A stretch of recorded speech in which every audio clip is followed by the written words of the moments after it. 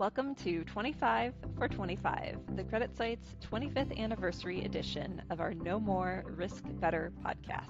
5 episodes, 25 questions, insights from our expert analysts and industry veterans. We revisit the origins of CreditSights, share hard-won lessons from across cycles, and unpack the art and science of credit analysis. We'll highlight how we collaborate and explore the future of credit research, what's changing, and what still matters. If you want to know more so you can risk better, you're in the right place. Let's dive in, celebrating 25 years of CreditSights. Hello, everyone, and welcome back to the CreditSights podcast, No More Risk Better. This is Winnie Cisar, Global Head of Strategy here at CreditSights, and today we have another one of our special episodes, our 25 for 25 series, celebrating the 25th anniversary of CreditSights. And today we're opening up the conversation to the broader CreditSights family to talk about collaboration across our many different wonderful companies that all serve to help investors navigate the corporate credit markets in all of their many facets. Today, we will be having a discussion with Tony Canali, our Global Head of Research for Covenant Review, Luke Miller, the Global Editor-in-Chief at LFI, Andrew Meyer, Director who runs Operations and Content Generation for Bixby Research and Analytics, and then Bo Kuhn, previously our Global Head of Sales for CreditSights, and now really a woman of all trades focusing on market development. Of course, we also have Zach Griffiths, my right-hand man on the CreditSights strategy side, head of U.S. investment grade and macro strategy. And I'm going to open up the conversation with a little bit of a speed round. For those who are less familiar with Covenant Review, Bixby, LFI, all part of the Fitch Solutions family, how do we at CreditSights collaborate with these other companies to deliver value to our clients, to investors? Tony, I'd love to hear from you first on the Covenant Review side. I'm happy to, Winnie. The first point here is that these are all amazing businesses with just great content sets. So it makes it a lot easier for us to deliver value to our end users depending on what a different content set is saying at the moment. So for example, LFI might surface some news about a potential deal. Covenant Review will run with it on the documentation side. And then we reach out to CreditSights for fundamental credit insights. And if we need data and trends to beef up that research, Bixby's a treasure trove of that information. Absolutely. So Luke, you already got a shout out from Tony on the LFI side of things. How do you on the LFI team think about kind of collaboration to deliver value? Well, I mean, we're fortunate. I mean, we get to take a look at the market from the market's perspective, and then I'm treated to the expertise of Tony and his team and the CreditSights team. And really, I suppose it comes together to offer different perspectives on the credit markets. When you combine them, you get sort of full picture and it's all its technicolor glory. Sort of reminds me of the Wizard of Oz when it goes from black and white to full color. You're like, wow, there we go. I know that you are speaking to Bo there with your Wizard of Oz reference. All right, Andrew, Bixby, one of the newer companies within the CreditSights Fitch Solutions family. How are you thinking about collaboration for delivering value? Sure. Yeah, Tony just made a great example of our Covenant Review document sharing so that they're getting the content. But the thing I wanted to flag was some SFDR reporting. It's a European ESG style reporting that Sustainable Fitch does. They're experts on ESG metrics. They require standardization that Bixby has in our entire library of various different metrics. And so it's kind of like two different puzzle pieces where separately we weren't able to complete this reporting, but together we're able to produce some cool SFDR reporting for European compliance. Excellent. Yeah, Bixby is able to really uncover a lot of things within the broadly syndicated loan market that are perceived as very opaque and hard to get that information and data. So definitely very helpful from a strategy perspective as well to have you guys as a resource. All right, Bo, from a sales perspective, you have spent so many years recently talking to end clients about how they use these different products. How do you think about collaboration across CreditSights, CoverView, Bixby, LFI to really deliver value to our end users? Well, thanks for having me, Winnie, first of all, and hi to everyone else. But sales likes to call this the power of three plus data and analytics. We produce best in class content across news, covenant analysis, and research. But this content, it's not produced in a vacuum. And as Tony was giving an example earlier, and then Luke built upon, we are able to leverage each other's knowledge and history and background to really deliver tremendous value to our clients. And we in sales can see this by the ongoing interaction they have with your teams, and it continues to increase day over day. And it's just from a sales perspective, so wonderful to see when people really understand why the integration of these 3/4 firms makes sense. Thanks, Bo. That's really awesome. And I think something that I've found since coming to CreditSights has been a real treat to be able to work with all these various teams. And I think a lot of it comes naturally. I think Tony kind of started with that, and we've gone through some instances throughout our discussion so far. But I want to get into examples of cross-business projects where we really set out even outside the natural course of the overlaps in our various coverages and kind of highlight some of the successes there and how we can sort of even step aside perhaps in some ways from our day-to-day and deliver additional value by collaborating. Tony, I was thinking I'd start with maybe you and Andrew to discuss maybe our loan package and some of the initiatives there that have been a great addition to the content we produce. Thanks. I'm happy to throw that to Andrew, and then I could speak to a little bit more on the data side. But I think Andrew is much more in the weeds there. Why don't you go ahead, Andrew?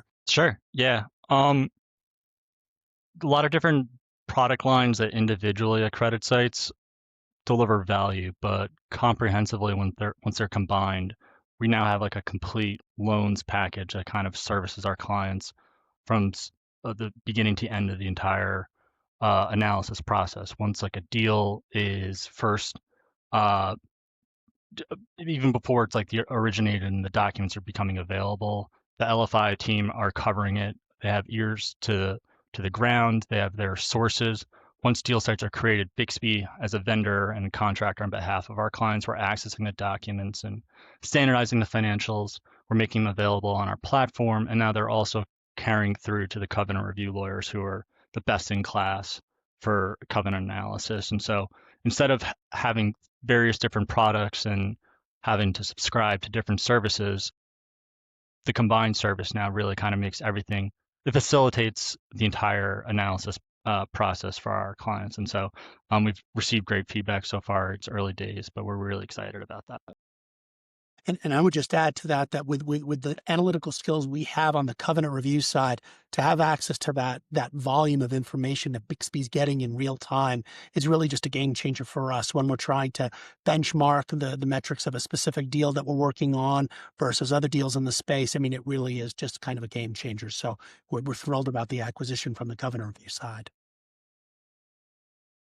Yeah, I think it's huge to have that breadth of coverage, really taking some of these deals on the loan side from LFI breaking the story all the way through to the detailed covenant review analysis. I know the Trash Dash trade report that we did earlier this year with the London analyst team was a very popular one. Luke, could you maybe take us through that one and give us some of your thoughts on that project? Yeah, with pleasure. Well, I mean, to start with, Dash for Trash is just a perfect headline for a journalist, isn't it? So, we were all over that the moment the market started using wonderfully pejorative terms such as that. But no, I suppose from the LFI perspective, we're quasi-analysts, quasi-journalists. And by that, I mean, we speak to the market, we gather their views, and then it's our job to have asked them the right questions and to give you back the sort of market view. And at that time, it was earlier in the year, it was clear that a lot of people were talking about the market trying to take on more yielding bonds. And by more yielding bonds, they meant triple Cs or perceived lower credit quality paper. And so we sort of laid the foundation with that. That's our bread and butter. We put that story out, and then some of the CreditSights team were listening to me talk about it and came and asked what was going on. And again, that's sort of the difference, is we get to talk to the market, whereas CreditSights then gets to plow in with its expert third-party analysis. And we'd really laid the foundation for them to dig much deeper into this trend. So the CreditSights team then analyzes the names, a selection of names, I think it's about 25, from a fundamental basis to determine how much of the trend was really technically driven and how much of it was fundamentally justified. And so in turn, you then get given a sense of what names might be over or undervalued still, offering accounts much greater insight, I suppose, as to what names you could still buy, you could still not, at what levels you might want, and so on and so forth. So, again, just to go back to the sort of full Technicolor picture, FI sets that scene, providing the voice to the markets, and then CreditSights really came and colored it in. And I don't mean that, with, little crayons or anything. I mean, full artistic work here. And in doing so, unearthed the greater value that was out there for our clients. Yeah, absolutely. I find the collaboration with LFI, from my perspective, super valuable, especially this year, where it seems like the market has been just on this fundamental tear or on this technical tear. And it's like, do fundamentals matter? Sometimes yes, sometimes no. Just looking at performance this year, surprisingly, in the US, triple Cs and the distressed market have really lagged from a spread perspective, despite triple Cs posting pretty decent total returns this year. And thinking about, what is technical, what is fundamental, and how do you get to the next 12 months or the next 24 months, working with the LFI team is always super valuable to us. So I want to loop in Bo as we think about integrating multiple businesses. We know that there's a lot of positives there. It is really fun to have a big team of people who are experts in different specific parts of the market to work with. But we also know that, sometimes you have to think really critically around core strengths, around how to collaborate, what is going to resonate with clients.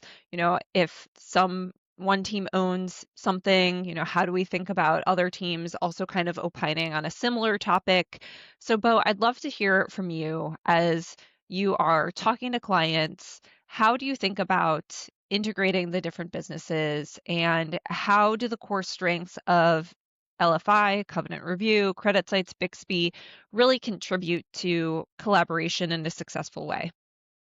Well, what we found is that the clients really appreciate when we think about building something that really makes their lives better. So not only does everyone not need everything we have to offer, that's a lot of nots, but I guess the way I'm nicely saying it is, while not every client is looking for all three of our content sets, or even our data and analytics, they understand why we are packaging them together, and they understand the value of the integration. And that really is appreciated by the clients. Oftentimes we hear things like, I'm so happy I can get all of this from you.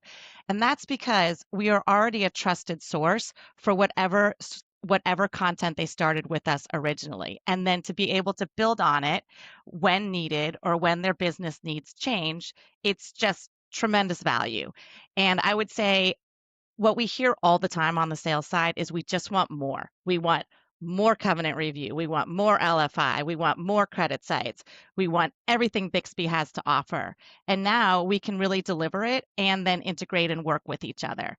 And when we put out these collaboration pieces and people are seeing the full 360 view that we have to offer, there's just no competitor out there. And there is no way you can get all of this information with all of the historical knowledge we have within this firm anywhere else. And that is so powerful. We have such strong creators of our content, and the clients know it and value it. And they love it. Well, we love to hear that, Bo, because as a creator of the content, sometimes it is funny where you're like, okay, I'm going to put all this information out into the world, and we know that people are clicking on it. We know that people are reading our reports, but it is a little bit less frequent that a client responds and says, hey, great report, or hey, have you considered this? Sometimes they'll ask a question, but kind of the direct feedback on the quality of content, I think, is something that you in sales and market development hear much more frequently than perhaps we do on the analyst team. I guess I'll open this up to Luke or Andrew or Tony or Zach. Are there any other kind of lessons that you've learned from working with the other businesses and thinking about kind of core strengths of what you and your team bring to the broader collaboration environment? Yeah, I mean, I'll start and then it'll chime a bit with what Bo was saying. I mean, it is easier to draw on a blank piece of paper. There's no doubt about that. But that's not a luxury that we've necessarily had. And the flip side to it, though, is that you've already have multiple products that have already been trying to solve customer problems from their own particular angle. And that means that when you combine it all together, you automatically get multiple solutions for the customer all in one place. The covenant analysis, the Bixby treasure trove, the CreditSights third-party analysis. These aren't things that LFI on its own can offer. So you become greater than the sum of your parts because of the fact you've got multiple solutions to customer problems. And it's never about the one particular product. It's about trying to cater to all of the problems that the customer might have. And so for us to be able to tie into Tony and the team's covenant analysis, that gives us an edge when it comes to talking to sources, when it comes to writing reports. Our whole modus operandi is to try to generate on deal previews the voice of the buy side, but I've got a room full of the buy side equivalent just sat next to me. I mean, it's a little bit like a kid in the sweetie store. If you get particularly excited about your credit markets, and embarrassingly, I do. I also embarrassingly get really excited about going to a candy store still. So, which is why the CreditSights office in Charlotte is effectively a candy store because I keep bringing in sugar. And Luke, I love that kind of the greater than the sum of its parts, because that is very much my MO on strategy. Like, I want to look at what everyone is doing, both internally to CreditSights and then across all of our different lines of businesses, and try to make us look even bigger and mightier than what those individual pieces would be. Anyone else on this topic want to chime in? Sure, I can chime in. I think from a historical perspective, where you had separate businesses with separate workflows and separate processes and publishing deadlines, there's a challenge here to kind of all be in line when we're publishing various pieces of research. All of the timing deadlines are different. But that said, what makes it a lot more satisfying and easier to do is that you have these amazing people across all of these content sets. So there is this constant ongoing dialogue, whether it's in a special situations chat or whether it's Chris Snow stopping by and say, hey, are you guys thinking about this name? Or wherever it is, you have these consummate professionals who are always going over these various scenarios, and it constantly generates this idea of what could be the next thing that we do. This might be interesting. Can we collaborate here? So historically, we just never had those opportunities before. And it's these amazing content sets that really make that possible. I feel like that's a great point, Tony. And thinking about my time at CreditSights, I've found that everyone across all of our businesses is so open to discuss. No one is really guarded in trying to hide information or kind of withhold, saying this is my thing. I don't need to be sharing it with you. And it, trying to, and I found that in previous places. And so I think that even for some of our clients that might not get all of the various larger packages, they benefit from all of us being able to work together and having this great team that is so willing to collaborate really on anything. I haven't experienced any pushback, and I feel like I'm probably a net user of all of the information than a net provider across the various businesses, but it certainly helps us on the strategy side, and so I've been very thankful for that. And kind of getting to that point in a little bit more detail, Tony, I'd like to hear from you on kind of how you help to foster that knowledge sharing and innovation across teams, starting with the covenant review side. Sure, happy to do that. So historically, like for some perspective, like I've been at Covenant Review for 18 years, and for a large chunk of that, I was really operating. My team was really operating in a vacuum. You had to kind of rely on external news sources. If you wanted credit-specific information, you basically had to rely on accounts and the buy side to kind of tell you their assumptions. We didn't have anything close to the resources we have now across these amazing content sets. So now all of a sudden you have, in the last year, for example, in the liability management context, particularly, this is where people are super focused on a name. They're worried about what it means to them and how it could affect the capital structure. That's where these synergies really are brought to bear. One of them was Bausch Health, where it's Scott Josephsberg and I working on the Covenant Review side, Eric Axon and on the team on the CreditSights side, and also Veronica Graff at LFI. We were able to really collaborate in depth on a number of LME reports. We did a webinar also back in April of 2025 that was really well received. And again, we're attacking this name from a fundamental perspective, from a news perspective. How does the covenant documentation analysis fit in? So it really was one of those great examples. Another example that came out around the same time, Jessica Reese and Ross Halleck from the Covenant Review side did some work on Hertz with Mark Leitner on the CreditSights side, Todd Duvik, Jory Eisenberg. I mean, it was just another great webinar at a time when there was some misinformation out there in the market about Hertz. So it was really great to bring all of these experts into the same room. So it's night and day from what the process was, say, 10 years ago. Like we just have way more resources that we can call on and give a fulsome picture of the name. I think it's great having that dichotomy of experience and how opening up and having that more information, not being so siloed, has benefited the Covenant Review team. And I think those two instances of collaboration really hitting from all of the various parts of our businesses, and even within those businesses, the various teams that can contribute to those kinds of reports that are really, really valuable, especially in those special situations when you're trying to figure out what your bonds are going to be worth, what the capital structure will look like going forward. Does anyone else have any principles or knowledge they want to share? I have something to Yeah, chime in on the please, sales Bo. side of what Tony just stated. We do get to hear things on sales that are statements along the lines of, we're not going to make a decision until we see what CreditSights has to say about this. And so when we know these reports are out there and we hear this from clients, it is just so fulfilling. And I wish we could all hear it all the time, but we get those. We get things like, can I take this and quote it? Can I utilize this information? Happening all the time, which none of you would have to deal with because we have to deal with the legal side of it. But it's just a great feeling to know that we're producing content all day long, all week long, all year long that is so valued by our clients. So great job, everybody on here also. And I think I just add, with Andrew, sometimes there's a sort of great right hand, left hand. LFI, for those like a CLO geek out, and frankly, everybody should like a CLO geek out. LFI does really well on the sort of liability side of that equation, and I cannot wait to do more with Bixby. That's fantastic on the collateral pool side of it. And there you have again, one world being come at via two different angles to be able to give you the complete picture. And then just to go back round, Tony's comment about constant dialogue was something that I was thinking about as well. You can have group meetings and they're useful, but often really it's the snippets of info, the thought processes of team members that are most valuable. So you need to get to know your colleagues. You need to know what they're working on. You need to know what their views are. You need to want to help. You need to remember that you're taller when you get to stand on the shoulders of others.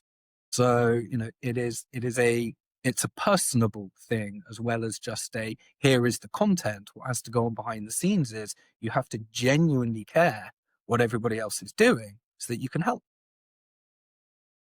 Yeah, that's a great point. And it's nice to really hear from this team that the humanness of the CreditSights cover review, LFI, Bixby package is really important, right? As we all talk about data is great, but you have to know how to use it. And that's where a human level of expertise can really come into play and be that edge.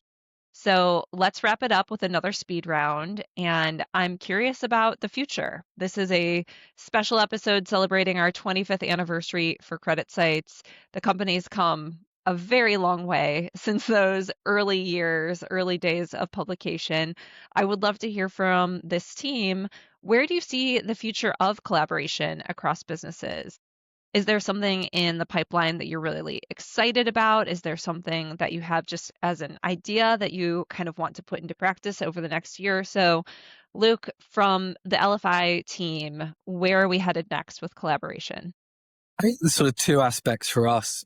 We want to take a look at enhancing the data, and by that, it's learning to extract from the content that has already been produced the data points that are most valuable for the market, and realizing that CreditSights reports, covenant reviews reports, LFI's reports, Bixby's reports, we all have different data points, but that when you push them together and you put the power of that data into the hands of the client, again, just to go back to my original analogy, full Technicolor picture and in ruby red slippers and the lot.